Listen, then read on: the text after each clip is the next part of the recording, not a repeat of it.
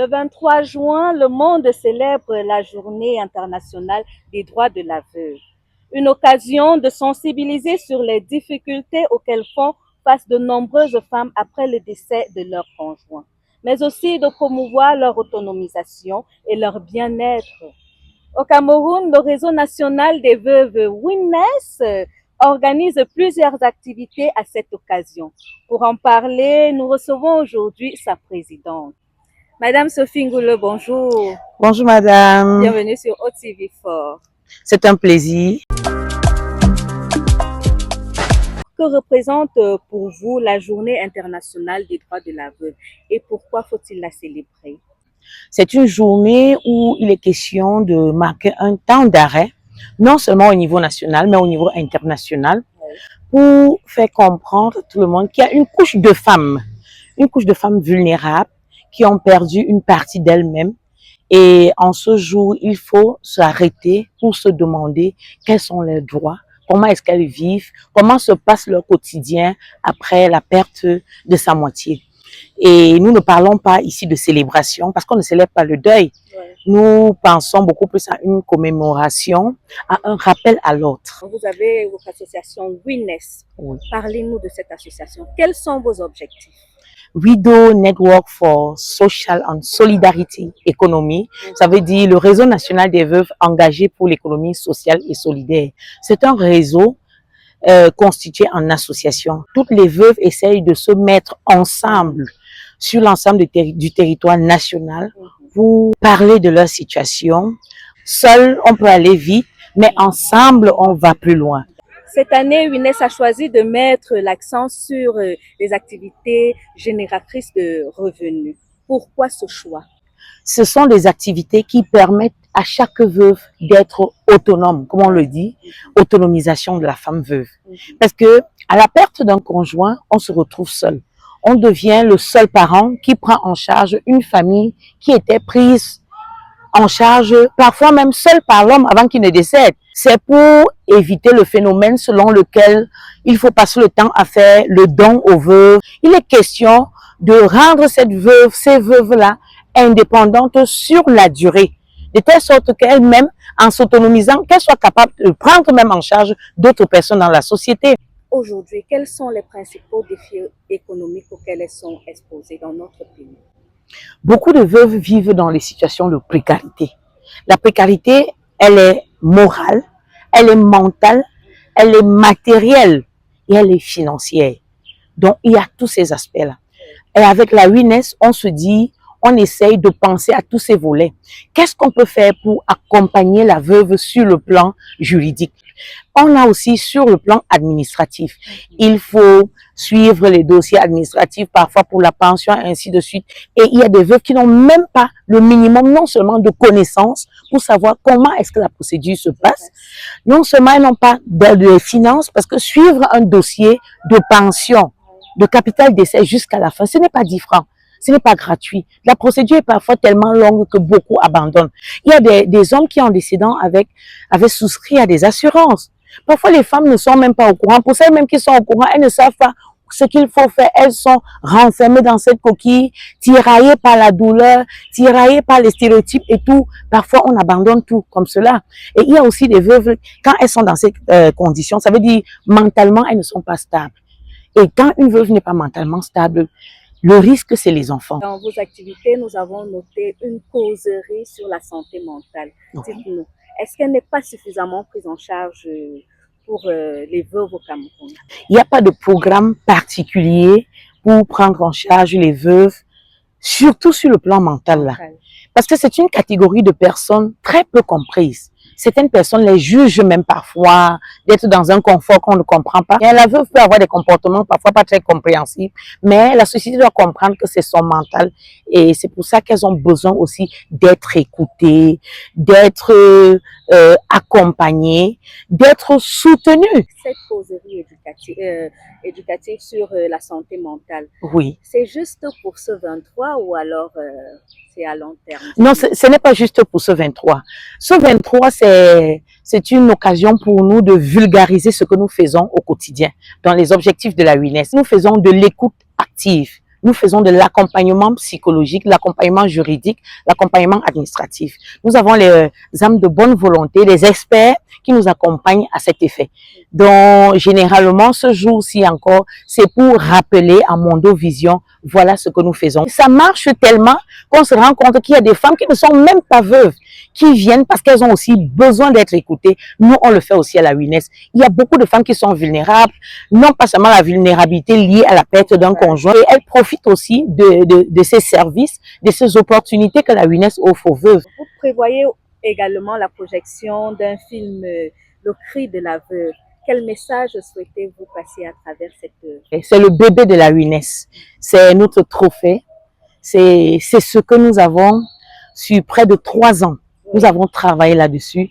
Nous avons fait des petites économies progressivement pour produire. C'est un long métrage, j'insiste là, je rappelle, c'est un long métrage qui met en exergue la typologie des problèmes et des souffrances des veuves. Le cri de la veuve, c'est non seulement un film, mais c'est davantage un film plaidoyer qui essaye de mettre au monde, de présenter en mondiovision les souffrances des veuves. Nous voulons mettre en exergue quelles sont les institutions, quelles sont les personnes, quelles sont les structures qui peuvent accompagner ces veuves-là. Et aussi, c'est un moyen de dire aux veuves que si tu as vécu cela, si tu vis cela, tu n'es pas seule. Quel rôle les pouvoirs publics, les familles et la communauté peuvent-ils jouer pour améliorer les conditions de vie des veuves? Pour les pouvoirs publics, par exemple, c'est de créer des facilités d'accès à certains services de base pour ces veuves-là.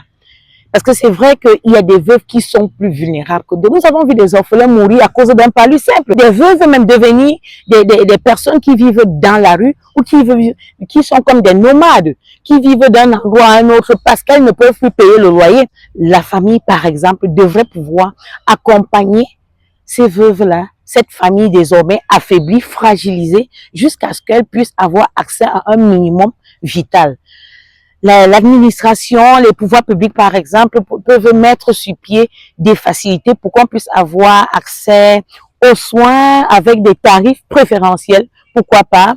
Même le service social peut penser que des orphelins, puisque ce sont des personnes vulnérables, peuvent avoir accès à l'éducation, à une certaine documentation, à certaines bibliothèques, à certains stages même pour les enfants. C'est possible de le faire. Les entreprises citoyennes, tout le monde a son mot à dire, chacun a quelque chose à apporter. Et il y a même d'autres veuves qui sont déjà stables, qui sont matériellement, qui ont une certaine position sociale, peuvent trouver les moyens pour tendre la main à ces sœurs-là, puisqu'elles connaissent très bien de quoi il est question. Sophie, vous parlez avec beaucoup d'aisance, vous parlez avec tellement de facilité. Veuve heureuse, veuve joyeuse, vous l'êtes?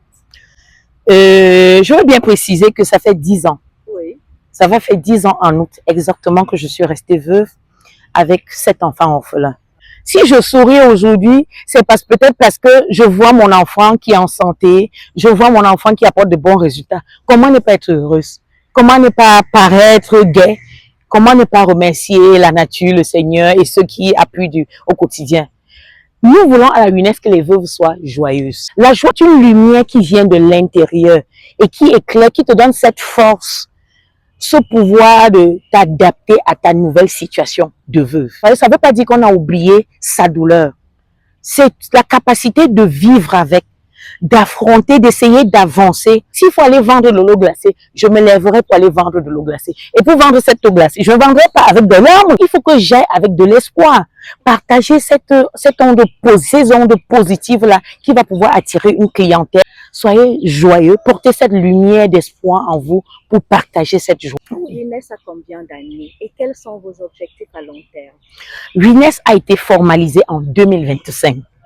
Mais c'était juste la formalisation. Ce projet de WINES, il existe depuis 2001. 2018, on a commencé à se dire avec d'autres veuves qui étaient anciennes, pourquoi ne pas prendre le destin en main? C'est vrai qu'il y a beaucoup d'associations, il y a beaucoup de regroupements qui peut-être à la rentrée scolaire se disent oui, on organise des dons pour les orphelins, à Noël on organise des dons pour les familles des veuves. C'est vrai, c'est bon et nous rendons grâce à la nature, nous disons merci à tous ceux qui le font et que le Seigneur continue à remplir leurs sources. Mais lorsqu'en août, on offre des sacs, on offre des cahiers à Mondo Vision, à des enfants orphelins qui ne sont même pas sûrs de payer la scolarité demain, qui ne sont même pas sûrs de manger tous les jours pour aller à l'école. Parfois, c'est une assistance qui ne sert que pour le très très court terme. Avec la UNES, on se dit, en renforçant la capacité d'autonomie de ces veuves-là, ça veut dire en les formant durablement. On est sûr que si tu as déjà les cahiers, tu as les sacs, tu vas pouvoir payer la scolarité, tu vas pouvoir te rassurer que cet enfant étudie tous les jours, qu'il paye le taxi pour aller à l'école et que tu vas pouvoir l'accompagner. C'est pour ça qu'il faut se rassurer que ces veuves-là sont formées, qu'elles sont autonomes, qu'elles peuvent prendre soin de leur famille elles-mêmes et de manière durable. Quel message vous adressez à vos consoeurs en cette journée? Nous y sommes déjà. Nous allons arriver. Ensemble, comme on le dit souvent, nous sommes plus fortes et nous faisons, nous réalisons. Il n'est pas question de pleurer comme quelqu'un a dit, on ne pleure pas. Il n'est pas question de passer le temps à pleurer, à se lamenter, à se plaindre. Donc, nous devons nous concentrer sur l'essentiel. C'est le bien-être de nos enfants, c'est l'éducation de nos enfants, c'est la santé de nos enfants, c'est notre santé. Et pour le faire, ça passe par quoi? Par notre capacité à avoir des compétences réelles pour nous prendre en charge. Veuves de tous les 4 coins du Cameroun, levez-vous, prenez votre destin en main et le reste suivra. Je profite de cette occasion pour dire aujourd'hui, ce n'est que l'apothéose. Parce que nous avons commencé les activités le 16 juin avec la Journée internationale des droits de l'enfant. Les veuves ont été les mamans d'un jour dans la rue dans 3 régions différentes. Les activités qui vont être menées ce jour sont menées dans l'ensemble des 10 régions du pays. Donc, les différentes antennes du réseau Witness sont en train de mener presque des activités similaires que nous allons mener tout à l'heure en Como, une journée conviviale, une journée d'apprentissage, une journée de formation, une journée de préparation à la richesse et à la vie meilleure. La présidente de Witness, Sophie Ngoule, merci d'avoir répondu à nos questions et merci de nous avoir éclairé sur les enjeux liés aux droits de l'accompagnement des veuves.